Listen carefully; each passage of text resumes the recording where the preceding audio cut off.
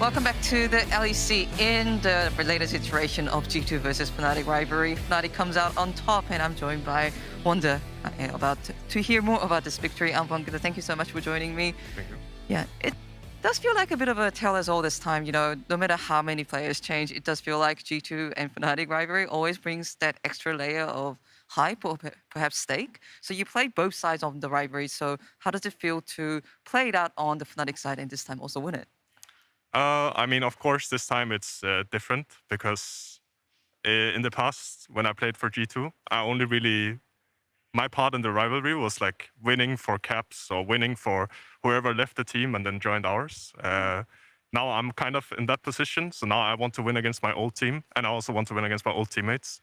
So in the past, I'd say the rivalry didn't matter as much. Of course, like there's always it's like a historic matchup, so there's always going to be added pressure. Now it was on stage today as well, so it's of course it means a lot. And now it changed because I'm on Fnatic and I'm not the guy having to win for I just have to win for my own sake.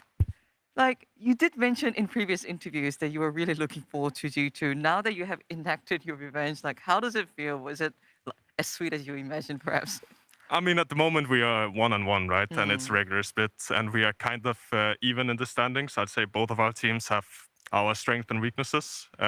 So yeah, I mean, we'll see at playoffs. I'd say my real revenge will come by playoffs, right? And right now, I mean, today was a good win. I think all my teammates performed really well. I was getting targeted a little bit, and I had to like play a bit more defensive or not really show like some lane dominance. You know, just get pushed in and take it slow. But I'm happy my team had my back today at least.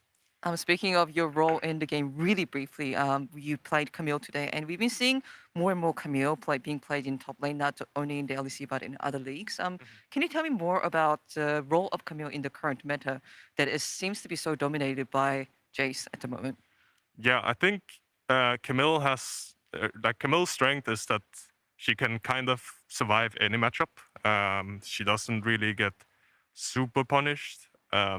She also has the whole breaker thing building now, and of course she likes to be on the side lane. Likes to, well, basically that item just works for her, right? Today we had a TF2, and I think usually when you see a Camille, it's paired with like TF, Ryze, Galio, one of these three champions that can kind of like help her snowball the game as well. I'd say some of her weaknesses compared to the earlier iterations of Camille when we saw her in the meta is that her wave clear is not as good. So she is kind of stuck, just really slow at pushing out a side lane, and she can't really group as much with her teammates as, for example, a Jace can, or Grace, as you see right now, who just one-shots every wave, farms every jungle camp, and can group with his team as well at the same time. So yeah, I'd say Camille is good has like some strengths, but also like clear weaknesses. And this is my final question. Earlier in the interview, you mentioned that you're quite happy with your own performance last 2 weeks for LEC. Rogue no longer being, defeatless. A lot of upsets happening, but what is your expectation for Fnatic for the rest of 2022 spring? What is your ceiling?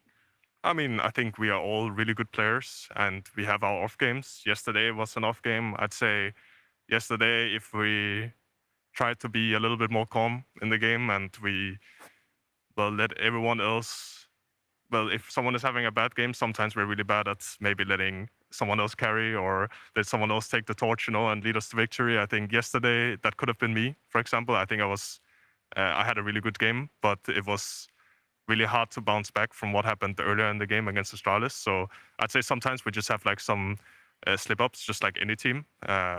But I mean, in the standing-wise, I think we're doing okay right now, and I think we're all really good players. And in theory, I think we should be able to win everything.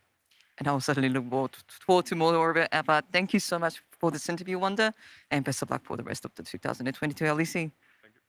Thank you so much. And we'll head off right to the